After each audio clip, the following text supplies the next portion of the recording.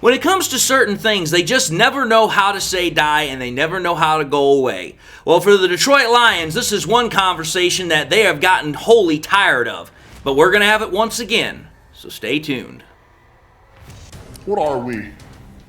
What makes us what we are and what we're going to be? It's grit. It's what we started with last year, guys.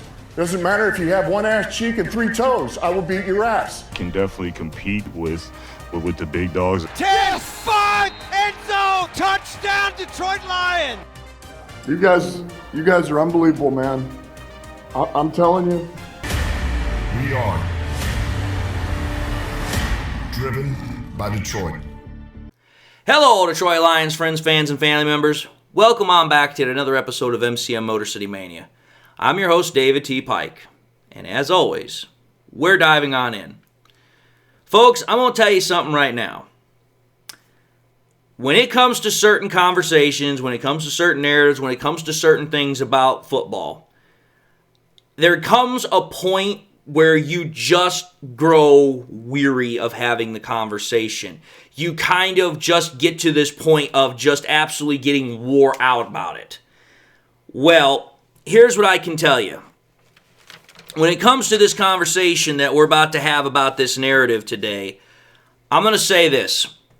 There are some things that just never learn how to say die, never learn just how to stop coming back. And while to a certain extent having a persistence about yourself or a persistence about something is sometimes a great thing to have, this narrative that we're about to talk about, it's like a damn cockroach, because it's like no matter how many times you stomp the damn thing, it does not want to die. Or if you somehow manage to kill that one individual, there's going to be a whole bunch of others that are about to come out and take its place. And frankly, this is that one kind of narrative that I would prefer. I would bury the damn thing in a cement casket and, let it be just dead indefinitely. What am I talking about? What I'm talking about comes down to 2 words. Stafford, Goff. That's it. And I guarantee you this, anybody who knows what's going on, you know exactly what I'm talking about. What's going on? Well, put it simply, Stafford and the Rams are having this internal kind of lovers spat, kind of couples fight, whatever you want to call it. And pretty much what it's come down to is that the Rams have allowed Stafford to start talking to other teams to seek employment elsewhere. Now, why is that all important? It's important because, one, you have to realize the circumstances behind why the Rams are doing this, but also you have to realize the circumstances of who outside of the Rams is having the biggest, reaction to all this. So why are the Rams allowing this to happen? Well, number one, they realize Stafford ain't getting any younger. The dude's, 37, 38 years old? His time in the NFL is coming to an abrupt end pretty damn quickly. He's got maybe 2, maybe 3 years left if he's lucky. Then, on top of that, again, I can't speak to the veracity of these reports. I can't say if they're true or not, but I've heard multiple people, multiple news sites, whatever, that have come out and said the Rams are tired of Kelly Stafford. They're tired of her. They're tired of dealing with her nonsense. They're tired of dealing with all the stuff that she has to say on her podcast, especially with how it relates to her husband and playing football with the Rams. They're just tired of dealing with it. Then there's also the fact that Stafford doesn't feel like he's getting paid enough in relation to the other top quarterbacks, because if I recall correctly, again, you guys can check me on this, but I'm pretty sure I'm well within the ballpark, he's only getting paid $25 million next year. So it's like, okay, there's a couple of different things that are going on here. But what does that have to do with the Lions? What it has to do with the Lions is that any time Stafford's name has come up, you would be not at all remiss if you saw the Goff haters come out and say, hey, what if we were to give back Goff and got Stafford? Okay, I don't know how many times I've heard this over the last 3 years, and every single offseason, the conversation gets more and more stupid, more moronic, more asinine. And it's just like, dude, I don't know how many more times I've got to hear this thing, and I just am like, okay, I've had, frankly, enough. That's why I said this has become tiresome. It is a loathsome topic to have because, quite literally, it's stupid. It has become the most asinine, stupid conversation to have, but yet these Goff haters, every time Stafford's name comes up as a potential, cut or trade candidate from the Rams, you would not be at all surprised to see it come up on Twitter, Facebook, or somewhere, and somebody's asking the question, who would you rather have? Would you rather have Stafford or you rather have Goff? And it's like, dude, what an absolutely moronic question to ask. But that's why I'm having this conversation, because I'm just done with it. I'm done with having this conversation because, quite frankly, honest, it's not even a conversation. There's not even an argument to be had. And that's what we're going to have this conversation about. I'm going to, in no uncertain terms, I am going to emphatically, once and for all, drop the hammer, bring low, and end this crazy nonsense. Because for me, first and foremost, let's understand something here. If you want to talk about who's the better quarterback between Goff and Stafford, it's really going to depend on how you define quarterbacking. It really is.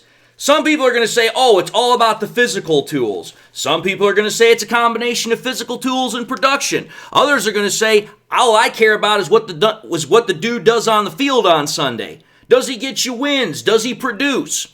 So it really depends on how you define quarterbacking success. For me, it's kind of a bit of both. I look at the statistical production and I give that credence. But I also take a look at the physical composition and I'm like, okay, what do these guys do really well in comparison to the other? And which is more producing right now based upon their physical talents? So, let's first and foremost take a look at the most basic thing we've got, which is the statistics. If we take a look at the statistics for both of these quarterbacks since they were traded, we get already a rather interesting picture. Let's first and foremost, since this conversation all starts with Stafford, let's start with him. What has Stafford done since he got traded back in 2021 to the Rams? This is what Stafford has done. He's played in 57 games. He's completed a little under 66% of his passes, which ranks 14th out of all quarterbacks in that time that are active. He's completed 14,700 yards. That's ranked 6th. He's got 7.6 an average to throw, tied for 4th. 95 passing touchdowns, ranked 10th. 4.9 touchdown percentage per throw, which is 14th. He has 44 interceptions, which then you go and take a look at the interception percentage per throw. That's 2.3. That's tied for 16th. You take a look at the passer rating to bring it all to an end. It's at a 95.2, which is ranked for 13th. So, if you were to take a look at all those numbers, pretty much what you're going to get is that Stafford over the last 4 years has been predominantly an above average quarterback. That's pretty much the basic way you can put it.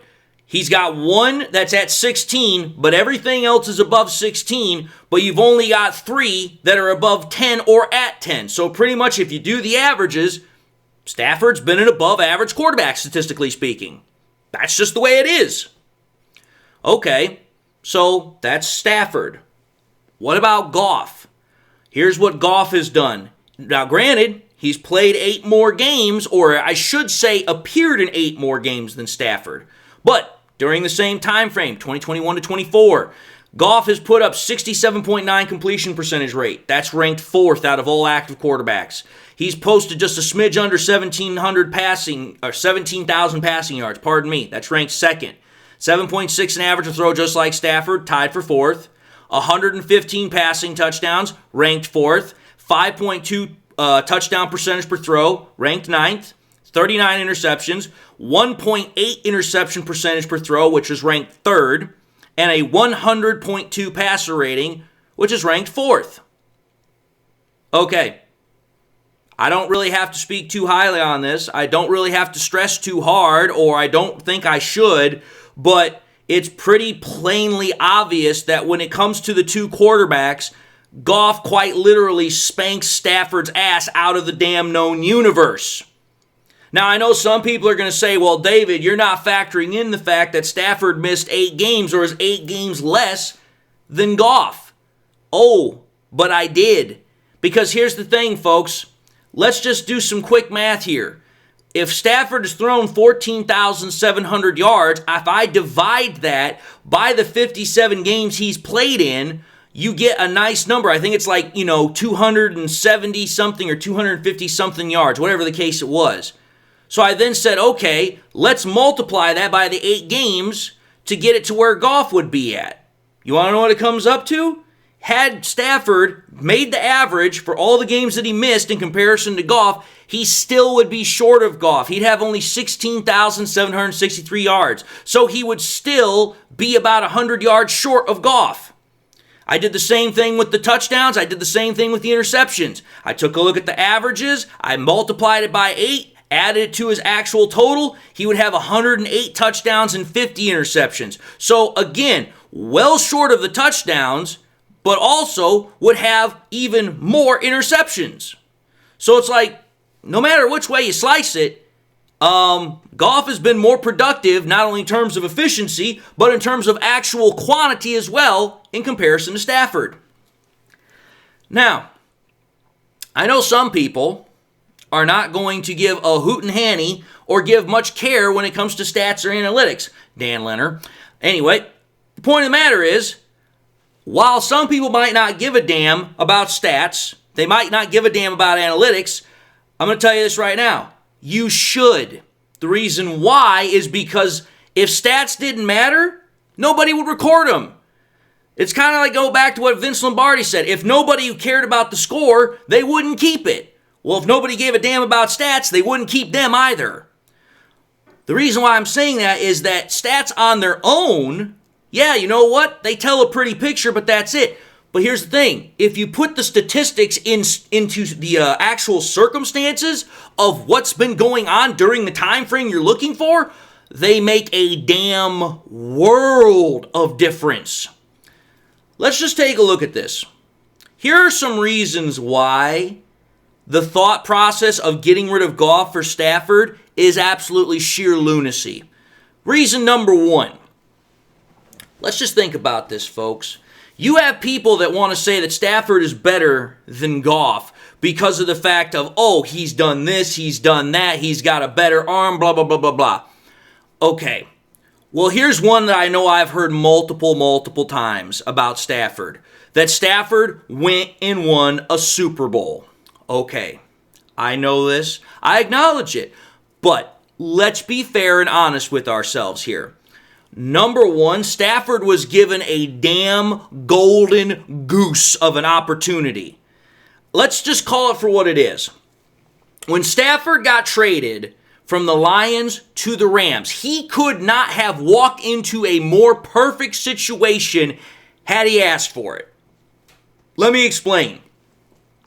Even before all the stuff that happened later on in the season to get the Rams to where they were, Stafford was walking into a situation that was damn near perfect.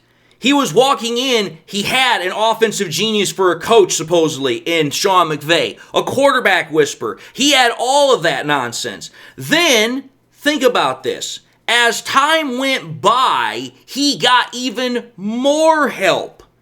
Because, oh, that's right, the Rams picked up OBJ, they brought him in, they traded for Von Miller, they got Eric Weddle out of retirement. By the time Stafford got to the damn Super Bowl, he had a literal star-studded cast from top to damn bottom on that team. And it was a more talented team than anything freaking Goff had while he was there. And let's think about this. Who was the opponent that Stafford played in his Super Bowl versus Goff in his?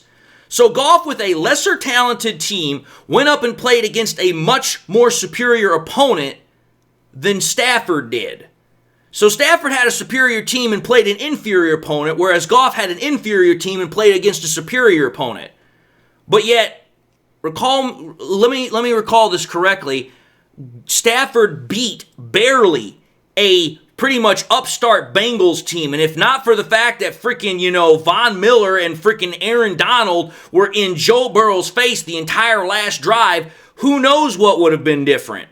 So again, if you're going to want to say, oh, well, Stafford's better than Goff because he won a Super Bowl, Well, let's first and foremost understand Stafford had a hell of a lot more help and played against a much weaker opponent in his Super Bowl than Goff did.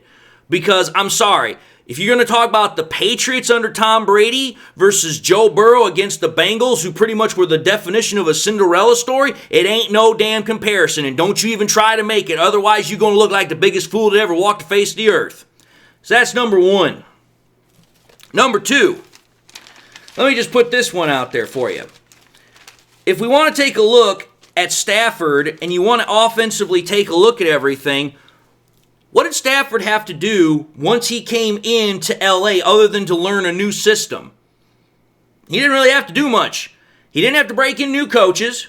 He didn't have to break in new players, really. In fact, he didn't really have to break in a new offensive player until he got Puka Nacua. And if you think about this, all of the guys that he already had, they'd already been pretty much broken in and had been used to Goff. Think about it. Sean McVay had already been coaching with Goff for a number of years, so he wasn't a stranger to coaching. Cooper Kupp had been playing with Goff for a number of years. He was no stranger to catching passes and being a professional wide receiver. Stafford literally came into a system that was already ready to rock and roll. All he had to do was learn it. Well, wait a minute here. Think about this. When Goff was there, that system worked pretty damn well for the first, 2 years. And it worked that way before freaking Sean McVay became a maniacal, egotistical narcissist. Which, again, if you take a look at 2017, 2018, that Rams team was pretty damn good. But, wait a minute here. Speaking of Goff, like I said, Stafford really didn't have to do much breaking in of anything. All he had to do was learn a new offense.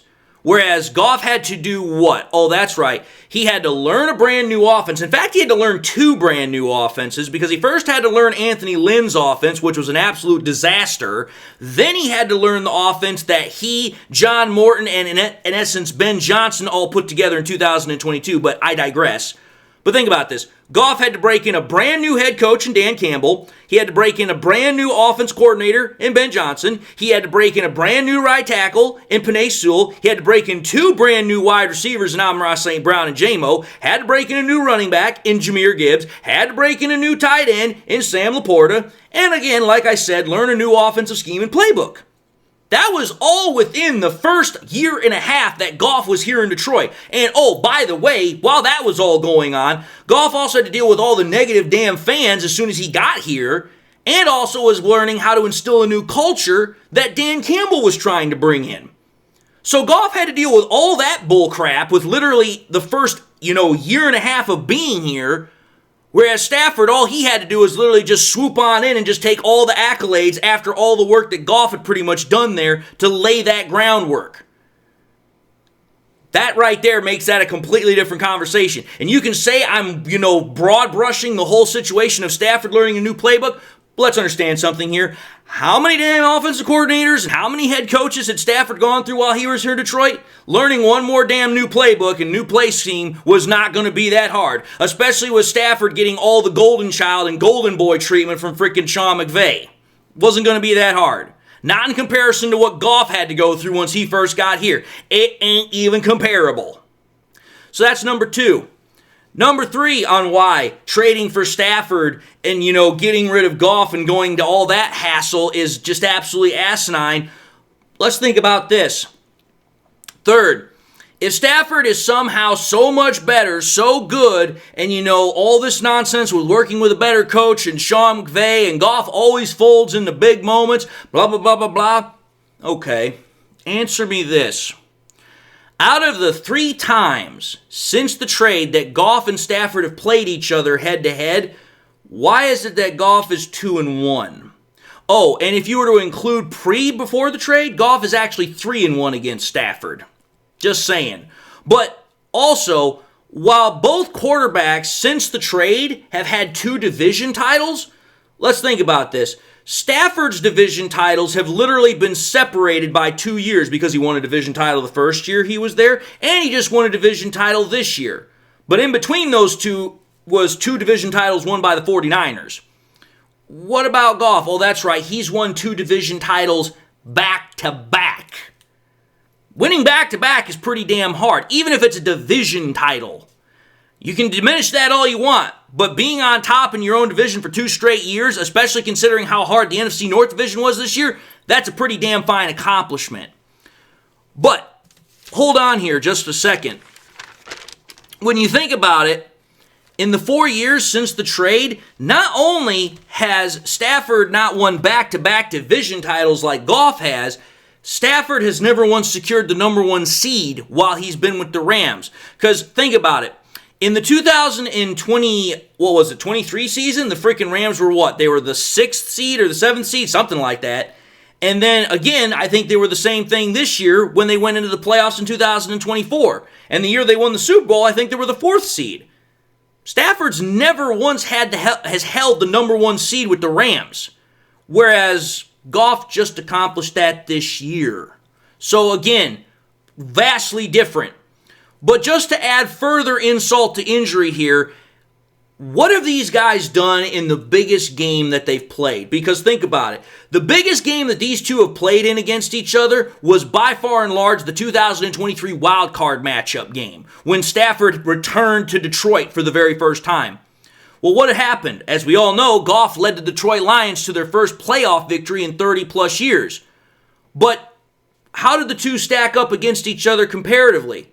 Well, again, let's take a look at Stafford's numbers first, since he's the cause of all this conversation. Stafford was 25 of 36, completed almost 70% of his passes, 367 yards, 10.2 an average a throw, 2 touchdowns, no picks, 120.9 passer rating with a 75.3 QBR. That's a pretty damn good game. Pretty damn good. But what did Goff do? Goff did this. Goff was 22 of 27. Completed almost 82% of his passes, 277 passing yards for a 10.3 average per throw, 1 touchdown to no picks, a 121.8 passer rating with a 75.5 QBR. Okay, so what does this come down to? Again, it comes down to the age-old adage between these two quarterbacks: quantity versus quality. Who had the more quantitative numbers? That was Stafford, and Stafford lost. Who had the better qualitative numbers? That was Goff, and Goff won. In fact, if you think about it, take a look at all those categories I just put up. Goff got the win and outperformed Stafford in 4 out of the 6 statistical categories. Goff had a better pass average per throw. He had a way better pass completion percentage. He had a slightly higher passer rating and a slightly higher QBR. So again, in terms of efficiency, Goff was more efficient. In terms of quantity, Stafford was better. Well, in this case, it's more about quality, not about quantity. So, that's the next point on why bringing Stafford back wouldn't make a damn bit of difference, because it's not about quantity anymore. It's about quality. Now, fourth, here's one that's really going to be something I'm going to have some fun with. Correct me if I'm wrong here, but did the Lions trade Stafford because they didn't want him, or because Stafford wanted out? Because I'm not a historian. Oh, wait a minute. Yeah, actually I am. Let's revisit this small, often overlooked, but yet key part to history in this conversation. Because I'm going to say this.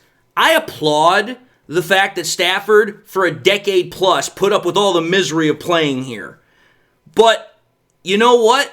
For all of that applause that he went through and got, because of some of the lousy teams he played on, some of the coaches, the organizational, management and all that nonsense, I'm going to say this. If you for 1 second think that I'm going to use that to outweigh the fact that when freaking Campbell and Holmes got hired, he instantly bolted for the door and said he wanted out, you would be making me laugh in sheer lunacy like the damn Joker. Because here's my problem with this whole situation, is that I can understand why Stafford left to want to go win a Super Bowl. I get it, you want to go win. But the problem is that my dad had a saying that to this day has still impacted my life. You can choose your choices, but you can't choose the consequences that go with those choices. Yeah, Stafford chose to leave so that way he can go and win. That's fine. Great, grand, and glorious. Good for you. But do not think for a second that because you chose to leave, you chose to bolt, you chose to quit on us, that all of a sudden I'm just going to overlook that fact. I'm sure as hell not going to, because it's like, listen, had you stayed the course, who knows? Brad Holmes could have still worked something out. I don't know. Brad Holmes has done pretty damn good with what we've gotten so far. But I know some people are also going to say, well, David, there's no way you could know that because if we don't have the draft picks, we don't know what we would have gotten without Stafford. I don't know. That's why this is called a hypothetical situation here. But my whole point is this. What we do know for a fact is that no sooner had freaking Campbell and Holmes been hired, Stafford said he wanted out. Like, he didn't even wait for the freaking ink to dry on their guys' contracts before he's like, yeah, man, I want out. I don't want to go through another rebuild. And it was like, oh, okay, sure, whatever. We'll do fine by you. We'll make sure we get you to a position where you can win. But it still is one of those things where it's like, listen, regardless of how much I understand why he wanted out, it still leaves a bad taste in the mouth. And let's call it for what it is. Even since then, Stafford and his wife, Kelly, they have made some rather unpleasant comments and made some unpleasant news in, what has happened here in Detroit. Especially Kelly, but Matt has not been too far behind. Because, oh, that's right, when, we supported him on his Super Bowl run and said we were going to support him, we were going to cheer for him, what happened when, we were making our Super Bowl run? Stafford said he wouldn't support us. Stafford said he wasn't going to root for anybody. How about the fact when, freaking Stafford and his wife came back to Detroit in the playoff game, freaking Kelly and freaking Stafford wanted to throw shade at the fans? It's like, okay, yeah, you guys have been showing that you guys have a bit of a public relationship problem, which is part of the reason why the Rams don't want to deal with Kelly in the first place now. Tell me if I'm wrong, but that's the way it is. Now, finally, there's the fifth reason as to why this is a problem and why I think it's an asinine viewpoint to bring back Stafford to replace Goff.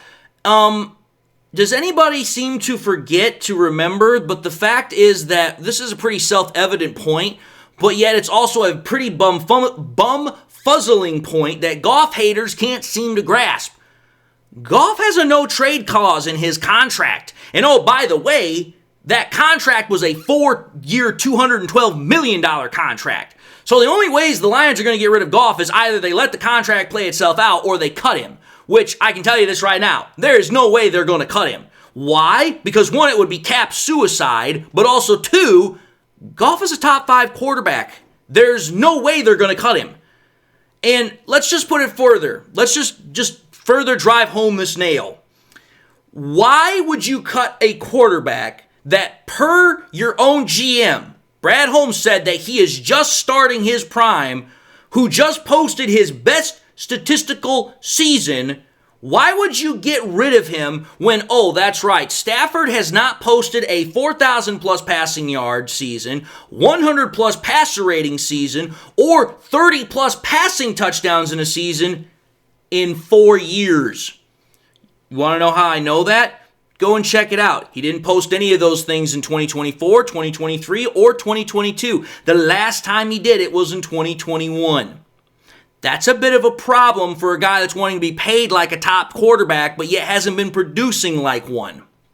And just to drive home that nail one more time, how did Goff perform in 2024? Oh, that's right. Goff was second in the NFL with completion percentage at 72.4%. He was second in the NFL with passing yards at 4,629. Second in the NFL in pass per average per throw with 8.6. Fourth in the NFL with passing touchdowns with 37. Third in the NFL in passing touchdown percentage with 6.9% per throw. Had 12 interceptions. Had a 2.2 interception percent per throw. Was ranked second in the NFL with a passer rating of 111.8 and ranked sixth in the NFL with a QBR of 68.4. There's a hell of a lot of twos in there. A hell of a lot of twos. So Goff was playing at one of the best levels of any quarterback in 2024. What was Stafford playing at in 2024?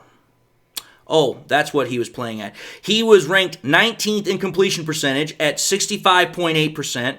He was ranked 13th in passing yards at 3,762 yards, almost 1,000 yards less than Goff. 7.3 in average to throw, which was ranked 16th. He was ranked 15th in passing touchdowns with only a mere 20, so almost less than half than what Goff had.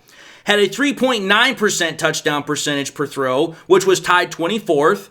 Had 8 interceptions, 1.5 interception percentage per throw. Had a ranked 15th passer rating of 93.7 and a 12th ranked QBR of 64.7. You ought to recognize something there pretty quickly. None of Stafford's numbers ranked higher than 12th, whereas every single statistical category that Goff had was ranked higher than 6th, and 4 out of the 6 were ranked number 2. If that doesn't tell the difference between Goff and Stafford at this point, then you just be sheerly stupid. And I hate to put it so bluntly, but the stats, the numbers, the logic, they don't lie. There is no way in hell anybody should seriously consider the idea of that Stafford coming back here would get us over the top to a Super Bowl. If anything, it would set us back. Because Stafford, first and foremost, is no longer a fit here. He hasn't been a part of the team in 4 years. He's not a part of the culture. He's not a part of the rebuild. He's not a part of that core tenet of guys. Goff is. So that idea is, again, as I've said this entire time, it's sheer, utter lunacy. So simply put, there's no logical or rational argument that could be made as to why these Lions fans that are Goff haters should continue bringing this up. And I'll just give you some more reasons why. One, Goff is better than Stafford. You can talk about physical arm talent all you want, but Goff is better than Stafford. You don't like it? Tough noogies. I don't give a damn.